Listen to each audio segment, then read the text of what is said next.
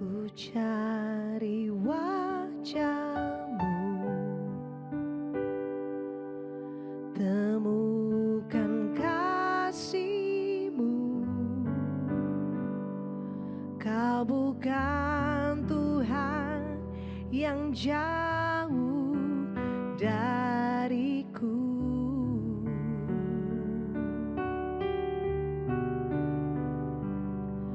Ku panggil namamu,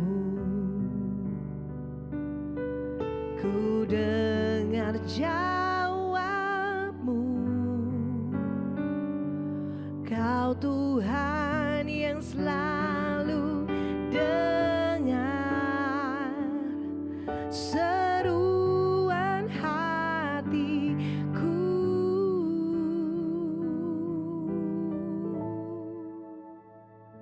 Sungguh indah Kau Tuhan, penuh kasih dan sayang. Kau tempat penghiburan bagi setiap hati yang terluka. Sungguh indah Kau Tuhan, menara perlindungan. Kau sumber kekuatan bagi semua orang yang membutuhkan.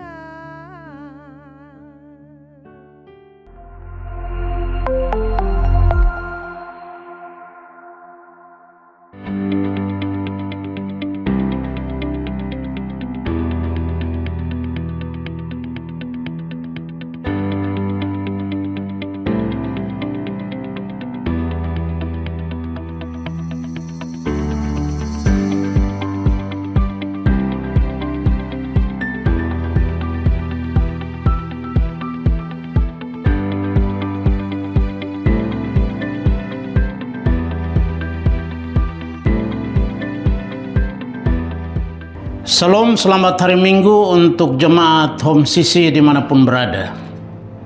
Satu sukacita tersendiri hari ini kita boleh berjumpa dalam ibadah yang kita lakukan. Sebelum kita mendengar firman Tuhan, marilah kita berdoa.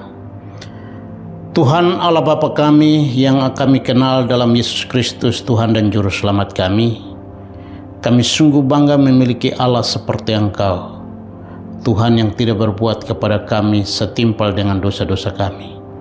Hari ini kami mengucap syukur menjadi bagian yang terpilih untuk membaca dan merenungkan firman Tuhan. Jadikan hati kami menjadi tanah yang subur, agar setiap benih firman Tuhan yang kami baca renungkan hari ini boleh termati dalam hati kami menjadi firman yang hidup, selanjutnya bertumbuh, berakar dan berbuah. Terima kasih ya Tuhan, dalam nama Yesus kami berdoa. Amin.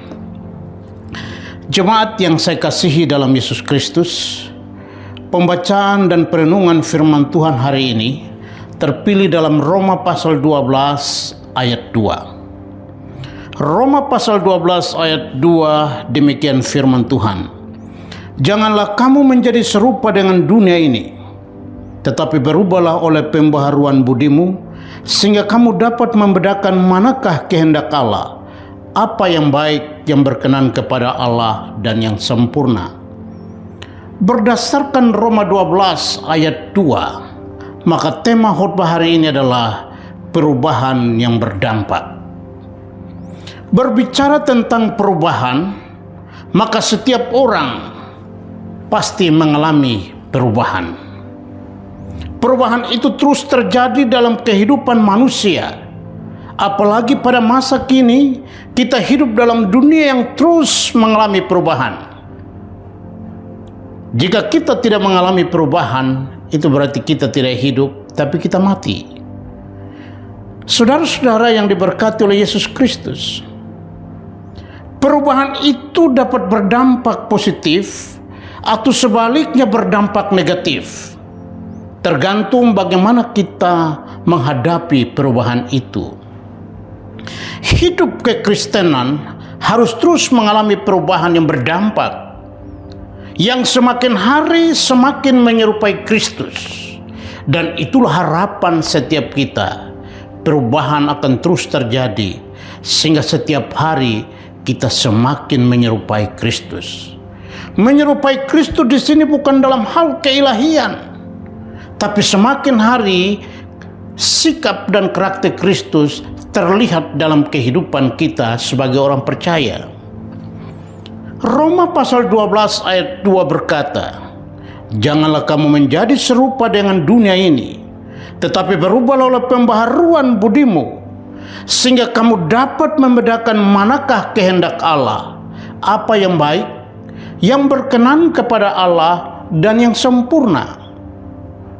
Roma 12 ayat 2 ini merupakan ayat kunci dari perubahan yang sejati, yang harus dialami oleh setiap orang percaya untuk dapat menjangkau dan mempengaruhi lingkungan di mana kita berada. Pertanyaan yang perlu kita renungkan adalah, mengapa kita mesti berubah? Ada beberapa jawaban terhadap pertanyaan ini. Yang pertama, mengapa kita mesti berubah? Perubahan itu adalah kehendak Allah. Kita harus berubah karena Allah menghendaki perubahan. Yesus Kristus datang ke dalam dunia untuk mengubah dunia yang kacau. Yesus Kristus datang ke dalam dunia untuk perubahan manusia. Dan perubahan yang dialami manusia, perubahan posisi, perubahan status, perubahan sikap hati, dan perubahan pola pikir. Perubahan yang pertama dialami oleh orang percaya adalah perubahan posisi. Perubahan posisi ini dilakukan oleh Allah dan bukan dilakukan oleh manusia. Dan perubahan posisi ini dalam soteriologi dikenal dengan istilah pembaharuan, kelahiran kembali atau lahir baru, yang oleh Rasul Paulus disebut dengan pembaharuan budi. Pembaharuan budi itu adalah pembaharuan yang terjadi dalam hati manusia. Istilah Yunani yang dipakai untuk pembaharuan budi ini adalah metanoia. Metanoia adalah perubahan yang dimulai dari dalam dan itu dikerjakan oleh kuasa Roh Allah sendiri. Perubahan dari dalam yang tidak terlihat, dan itu adalah pekerjaan Allah. Istilah lain yang digunakan oleh Rasul Paulus untuk menjelaskan perubahan yang dimaksudkan dalam Roma pasal 12 ayat 2 adalah metamorf. Metamorf adalah perubahan yang ditimbulkan oleh sikap, karakter, dan perbuatan. Jadi saudara-saudara, Rasul Paulus menjelaskan istilah perubahan posisi, perubahan status ini dengan menggunakan manusia baru.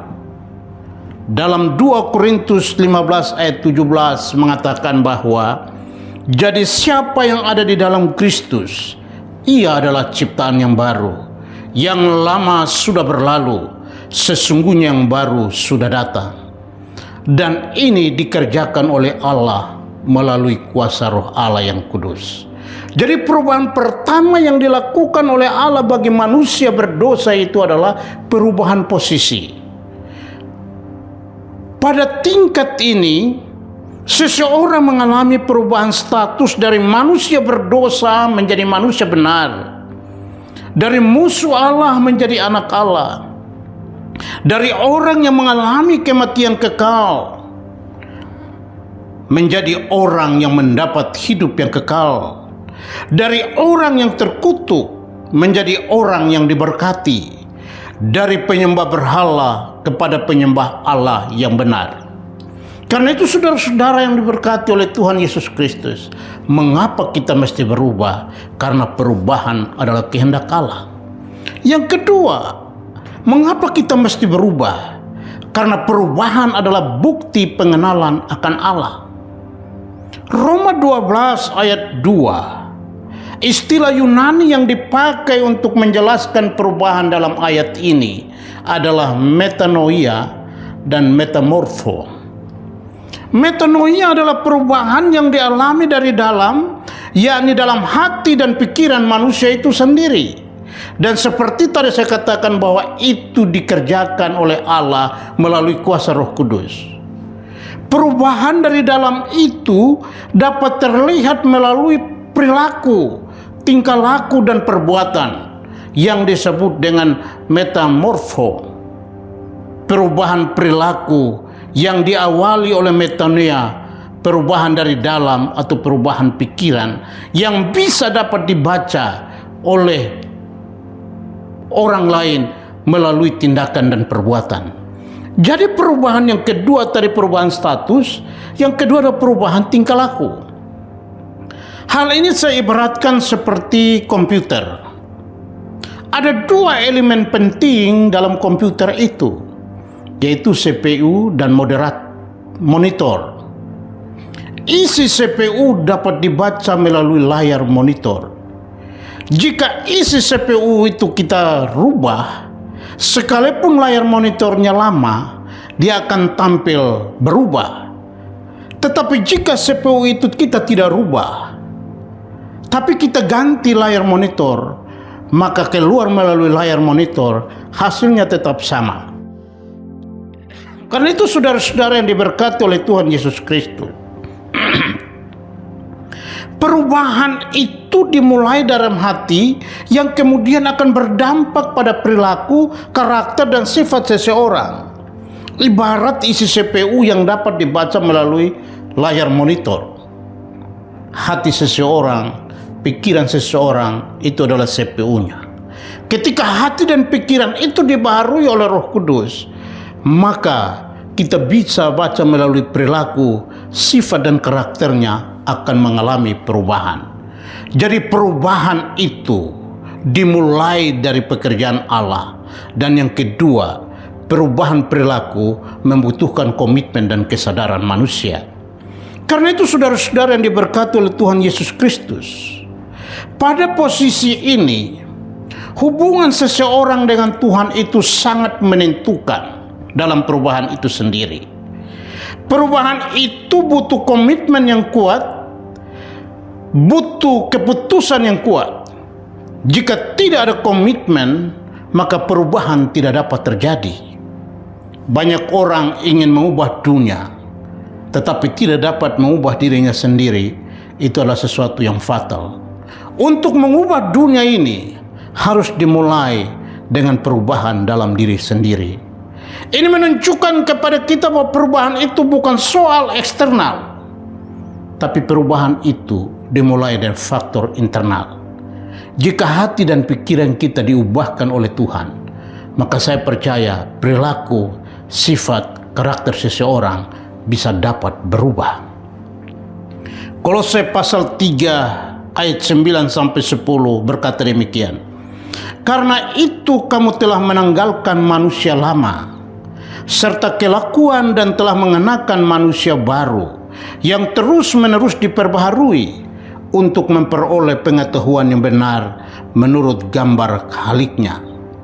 Rasul Paulus mengatakan bahwa kita telah meninggalkan manusia yang lama serta kelakuannya dan telah mengenakan manusia baru yang terus-menerus diperbaharui untuk memperoleh pengetahuan yang benar menurut gambar Khalik anaknya. Jadi saudara-saudara yang diberkati oleh Yesus Kristus, pertanyaan mengapa kita harus berubah? Yang pertama, perubahan itu adalah kehendak Allah. Yang kedua, perubahan itu adalah bukti pengenalan kita akan Allah. Dan yang ketiga, perubahan itu adalah tanda kehidupan. Kalau kita adalah makhluk hidup, maka hari demi hari orang harus mengalami perubahan. Seorang anak yang dilahirkan tidak selamanya dia hanya berat 3 kilo, akan tetap 3 kilo dan tidak pernah bertambah. Jika itu terjadi, maka anak itu menjadi benda mati. Kalau kita adalah makhluk hidup, maka kita akan terus mengalami perubahan, baik secara fisik maupun pengenalan akan Tuhan, dan dalam segala hal ke arah Dia, yaitu ke arah Kristus. Jadi perubahan adalah bukti kehidupan. Jika tidak ada perubahan, maka itu adalah bonsai dan makhluk mati.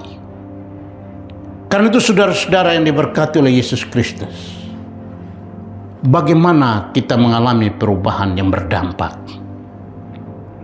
Untuk mengalami perubahan yang berdampak, maka hal yang utama dan pertama adalah orang harus mengalami perjumpaan dengan Tuhan.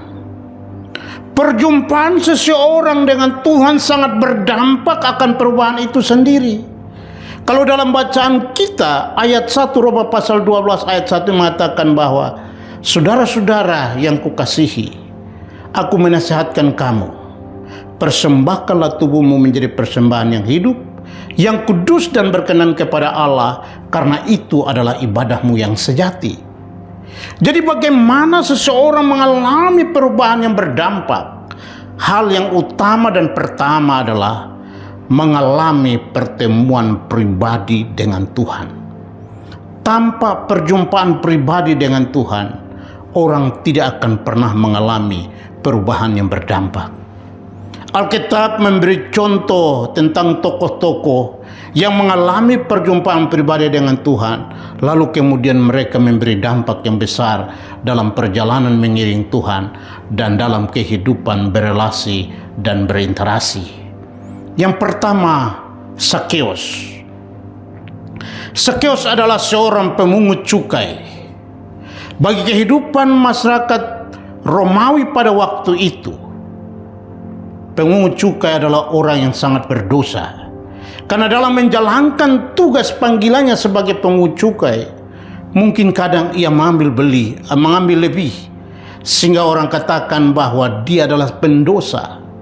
Tapi Alkitab mencatat bahwa suatu ketika dalam merenungkan perjalanan hidupnya, Sakeus mendengar tentang Yesus. Dan Sakeus ini adalah orang yang tubuhnya hanya tingginya 1 meter kotor. Ketika merenungkan nasibnya seperti seorang berdosa, dia tertolak oleh karena pekerjaan dan perbuatannya. Ia mendengar tentang Yesus. Ia mengambil keputusan dan berusaha untuk memanjat pohon dengan tujuan untuk melihat siapakah Yesus itu. Ketika Yesus melihat Sakeus, Yesus berkata kepada Sakeus, "Turunlah, hari ini aku ingin menumpang di rumahmu." Ada sesuatu yang berdampak ketika Yesus berjumpa dengan Sakeus dan Sakeus berjumpa dengan Yesus. Ketika Yesus bernumpang di rumah Sakeus, ia bangun berdiri dan berkata, "Apa yang kuperas dari saudaraku, hari ini akan kukembalikan 4 kali lipat." Hal ini menunjukkan kepada kita bahwa perjumpaan Sakeus dengan Yesus membuat dia mengalami perubahan hati, perubahan pikiran, dan perubahan perilaku. Dia yang tadinya seorang berdosa, seorang yang dikatakan terhina karena pekerjaannya sebagai pemungut cukai, tapi ketika berjumpa dengan Yesus, ia mengalami transformasi dalam hidupnya. Dia berdiri di hadapan orang banyak dan di hadapan Yesus. "Apa yang kuperas dari saudaraku akan kukembalikan 4 kali lipat." Jadi saudara-saudara, rahasia pertama bagaimana seseorang mengalami perubahan adalah perjumpaan pribadi dengan Tuhan. Itu sangat berdampak. Perjumpaan Sakeus dengan Yesus membuat dia bertobat. "Apa yang kuperas dari saudaraku akan kukembalikan 4 kali lipat." Yang kedua adalah Rasul Paulus. Paulus yang tadinya seorang Saulus, pembenci orang Kristen. Dia adalah orang yang tidak suka dengan pengikut Kristus. Suatu ketika dalam perjalanan ke Damsyik untuk membunuh orang-orang Kristen yang ada di Damsyik, ia mengalami perjumpaan pribadi dengan Tuhan. 3 hari 3 malam ia mengalami kebutaan, dan oleh Ananias ia didoakan. Maka yang Saulus berubah menjadi Paulus. Sehingga hari ini kita melihat pengajaran Paulus. Dia mengatakan bahwa apa yang aku lakukan kemarin adalah sampah. Sekarang aku mengarahkan hati dan pikiranku ke arah Kristus dan berlari-lari kepada tujuan yang mulia. Sakeus, Paulus adalah orang-orang yang mengalami perjumpaan pribadi dengan Tuhan. Perjumpaan pribadi dengan Tuhan itu mengubah hidup mereka. Saulus yang seorang pembenci orang Kristen, dia berubah menjadi penginjil terkenal dalam perjanjian baru. Ia menulis 13 surat dan ajaran Paulus adalah ajaran yang hidup. Karena apa? Dia mengalami perjumpaan pribadi dengan Tuhan. Perjumpaan pribadi Paulus dengan Tuhan mengubah hati dan pikirannya. Ada juga seorang perempuan perempuan Samaria. Perempuan Samaria adalah seorang pelacur yang mungkin bagi kita adalah perempuan pendosa yang tidak layak untuk dikasihani. Tapi ketika berjumpa dengan Yesus, ia mengalami perubahan. Dia kembali ke kampung halamannya. Dia memberitakan tentang Yesus, orang yang tahu tentang dosanya. Jadi saudara-saudara yang diberkati oleh Yesus Kristus, bagaimana kita mengalami perubahan yang berdampak? Hal yang pertama dan utama adalah mengalami perjumpaan pribadi dengan Tuhan. Yang kedua, untuk mengalami perubahan yang berdampak, hal yang kedua adalah hidup dalam firman Allah. Alkitab mencatat bahwa firman itu pelita bagi kakiku dan terang bagi jalan hidupku. Tanpa firman Allah, orang hidup dalam kesesatan dan hidup dalam kegelapan. Tapi ketika orang hidup dalam firman, dan firman itu hidup di dalam hatinya, maka orang itu akan mengalami perubahan. Dan itu Yesus berkata, tinggallah di dalam aku dan aku dalam kamu, maka kamu akan berbuah. Hidup yang berdampak tidak sekedar berjumpa dengan Tuhan, tapi hal yang kedua, harus hidup dalam firman Allah. Yang ketiga, untuk mengalami perubahan yang berdampak, kita harus menyerahkan hidup kita kepada Allah. Hidup dipimpin oleh kuasa Roh Kudus dan bukan dipimpin oleh kemauan kita sendiri. Banyak orang yang tidak mau dipimpin oleh Tuhan. Banyak orang mau memimpin dirinya sendiri. Dan Alkitab mencatat, terkutuklah orang yang mengandalkan kekuatannya sendiri, tapi diberkatilah orang yang mengandalkan Tuhan. Jemaat yang saya kasihi dalam Yesus Kristus, hasil dari perubahan yang berdampak itu adalah orang memiliki hikmat Allah. Tahu membedakan manakah kehendak Allah, manakah yang baik, yang berkenan kepada Allah, dan yang sempurna. Yang kedua, hasil dari orang mengalami perubahan yang berdampak itu adalah menjadi berkat. Sakeus, Paulus dan perempuan Samaria, orang-orang yang bagi mata manusia mereka adalah orang-orang yang hina dan terbuang. Tapi ketika berjumpa dengan Tuhan, Allah mengubah posisi mereka. Perilaku mereka berubah dan lingkungan mereka berubah. Karena itu ketika seseorang mengalami perjumpaan dengan Tuhan, maka ada 3 perubahan besar akan terjadi dalam hidupnya, yaitu position transformation, behavior transformation, dan community transformation. Perubahan posisi dari manusia berdosa menjadi manusia benar. Perubahan posisi dari manusia terkutuk menjadi manusia yang hidup dalam kekekalan. Dari manusia penyembah berhala kepada manusia penyembah Allah yang benar. Posisi dirubah. Dan berubah dari pelaku yang jahat menjadi pelaku yang baik. Karena itu, hasil dari perubahan yang berdampak itu adalah orang memiliki hikmat Allah. Tahu membedakan mana kehendak Allah, apa yang berkenan kepada Allah, dan yang sempurna. Jika kita mengalami perjumpaan dengan Tuhan, saya percaya lingkungan di mana kita tinggal pun pasti mengalami perubahan. Lingkungan keluarga pasti berubah ketika seseorang mengalami perjumpaan dengan Tuhan. Gereja di mana kita beribadah pasti mengalami perubahan. Masyarakat di mana kita tinggal pasti terjadi perubahan. Karena Yesus berkata, kamu adalah garam dan terang dunia. garam yang mampu mengawetkan, mampu memberi rasa, dan mampu memberi rasa enak.